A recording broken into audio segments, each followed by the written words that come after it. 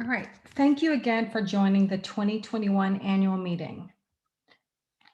It has been an extraordinary year for all of us. When we gathered last year for our first ever online annual meeting, we had just entered the lockdown triggered by the global COVID-19 pandemic. Our campus was initially closed, our staff worked mostly from home, and our Becker and Helpman schools moved to remote learning. In-person programming and life cycle events were canceled or postponed indefinitely. Immediately, our clergy and staff worked to ensure that our worship services and pastoral care continued without interruption. Our lay leaders also quickly responded to the pandemic. In June, we assembled the reopening task force to develop safety protocols and a phased plan to return to campus. I'm sorry, I'm going to pause for just a moment. Somebody has asked a really important question. I'm told we do have a quorum. I'm sorry, I forgot to mention that. Thank you. Our lay leaders also quickly responded to the pandemic. In June, we assembled the reopening task force to develop safety protocols and a phased plan to return to campus. Guided by the health and well-being of our community, the task force continues to meet regularly to stay up to date on the evolving science and fine-tune best practices for our organization. I want to thank Task Force Chair Philip Tenenbaum and members Rebecca Lundstreth, Dr. Eric Blacker, and Dr. Ed Septimus for their wise counsel. We are incredibly fortunate to have their expertise and help with distilling the mountains of data, reports, and ever-changing guidelines on COVID-19. With their help, we are safely easing back to our campus. During the past year, our Board of Trustees became experts on Zoom, meeting regularly to confront the many financial and logistical problems thrown our way by the pandemic. By June, we had approved pay freezes for staff and signed off on holding our high holidays remotely. For the first time in the history of Emmanuel, our sanctuary would be empty for an entire high holiday season. Fully understanding the impact that decision would have on our members, our clergy put their energy and talent into creating a superb online experience for our 2020 high holidays. With all hands on deck from staff and our amazing technical support team, our members and friends across the country shared a beautiful and meaningful holiday experience when we needed it most. Thank you, Rabbi Hayon, Rabbi Silk, Rabbi Fixler, and Cantor Simmons for the tremendous care you have shown our community during this year of isolation. Like most businesses and nonprofits, Emmanuel was not immune to the economic challenges of 2020. As Treasurer Freddie Franks will share in more detail later in the meeting, financial concerns demanded a lot of attention from the staff and lay leadership last year. With revenue streams reduced and the future uncertain, the board approved salary reductions to our administrative and senior staff, but we still faced a deficit. To tackle the deficit, I asked Mark Bruckner and Don Blitz to co-chair an ad hoc revenue task force. I want to thank Mark, Don, Rodney Roth, Elise Cowmans, Freddie Franks, Rabbi Walter, and David Lambden for quickly mobilizing to brainstorm ways to bridge the budget gap. Thanks to this hardworking group, our COVID relief fund received more than $370,000 in contributions and grants from several foundations, the Federation and Houston Jewish Community Foundation, our own sisterhood, and from more than 330 of our remarkable members. I'm proud to share that every member of the board and executive committee participated in COVID Relief Fund. Thank you to the foundations, and thank you, our generous members who stepped up when your congregation needed you. Your philanthropy provides critical support to maintaining our financial health now and in the coming years. Strengthening Emmanuel's revenue stream has been an ongoing topic for many years and often included future plans for a development director. I'm happy to report that our leadership has endorsed the plan, and we are actively searching for a director of congregational advancement to join our senior staff team. With a staff reorganization and some funding from endowment, this hire will be budget neutral. The Emmanuel Endowment continues to play an important role in our annual operating budget and our financial stability. For many years, our endowment funds have been managed in-house by our own investment committee led by Mark Bruckner. They have done a phenomenal job, and I'm delighted to report that our true endowment fund portfolio has seen a 26% return since May 1st, 2020. Not included in this number are two new endowment funds established this spring.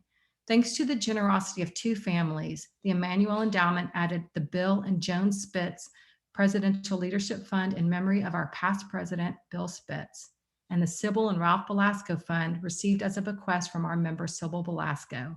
Thank you to the Spitz and Belasco families for these meaningful gifts. The endowment prevents the funding for much of our temple programming. When COVID-19 forced us to move to a virtual platform, programming director Jason Plotkin got to work.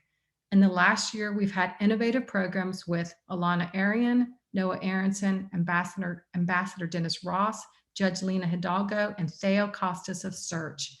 The Sisterhood enjoyed great attendance at their virtual programs, including the wonderful donor event with Barbara Pierce Bush and another featuring Bob Stein discussing the presidential election. Emmanuel continues to host book reviews, trivia nights, Torah studies, and film reviews led by congregants, community leaders, and our clergy. The unexpected upside to shifting to online platforms was the ability to engage so many new participants, allowing our community to learn together, sing from our homes, and be exposed to topical, relevant conversations impacting those around us. With the rollout of vaccinations and the temple now in phase 4 of its reopening plan, many of us are ready to carefully gather together.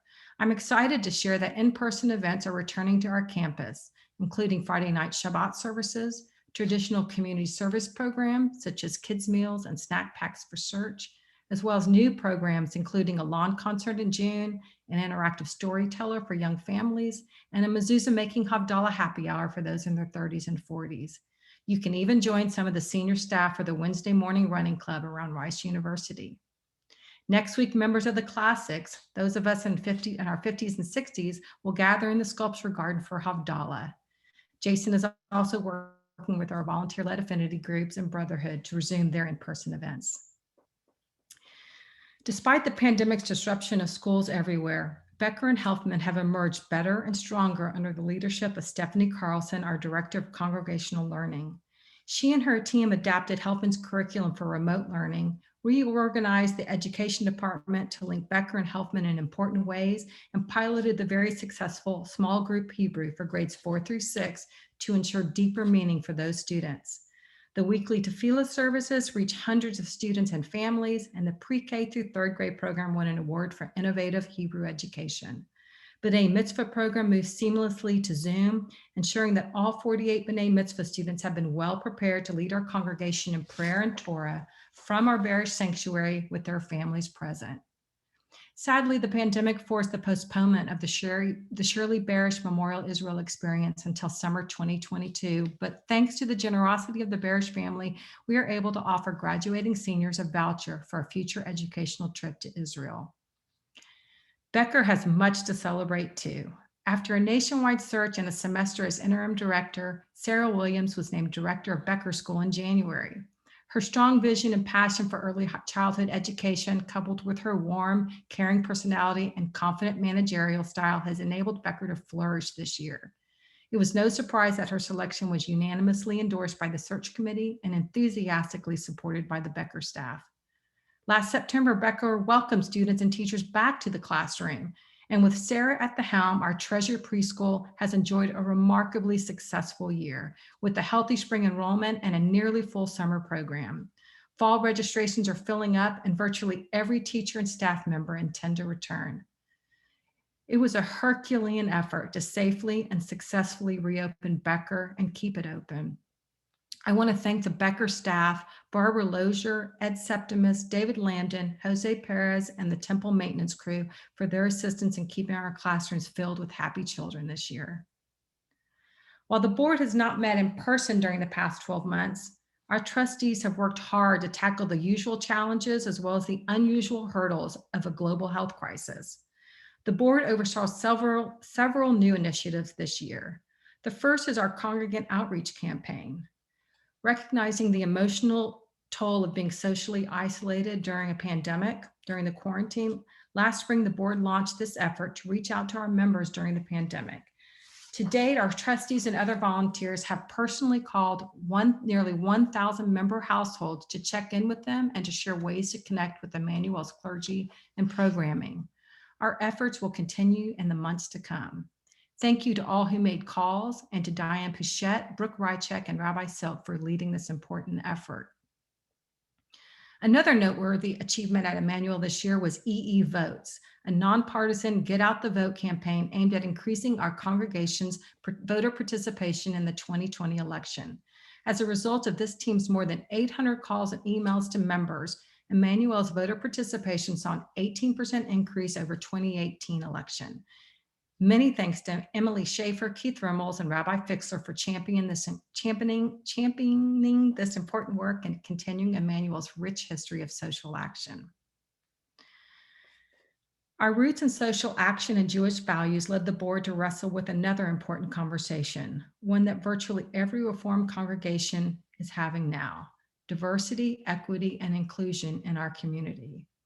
Our board's work has focused on understanding how Emmanuel can be a place where Jews of color can feel a sense of sacred belonging. The board began with a community book read last summer and is now engaged in a series of workshops with the professional coach, LaTanya Wilkins, to facilitate a discussion about our practices at Emmanuel and how we can do better to embrace the diversity that is the reality of modern Jewish life. A synagogue is a community of members, and our members are the highest priority of the board. I'm grateful to the board for taking on the sacred responsibility of outreach to our congregants this year, as well as engaging in the difficult and often uncomfortable conversation on inclusion and belonging. I want to thank the board for their engagement this year and their ongoing commitment to Emmanuel. I also want to thank the executive committee. As I said earlier, it has been an extraordinary year, and the EC has stepped up in extraordinary ways. I'm incredibly grateful for your counsel this year. Finally, I can't get enough thanks to our Emmanuel staff and clergy. The new demands of a virtual world often kept our staff working nearly 24/7. And to our remarkable clergy team, it has been an honor to work so closely with you and see the infinite care and energy you bring to our congregation. And now I'd like to invite Rabbi Hayon to deliver the Senior Rabbi Report.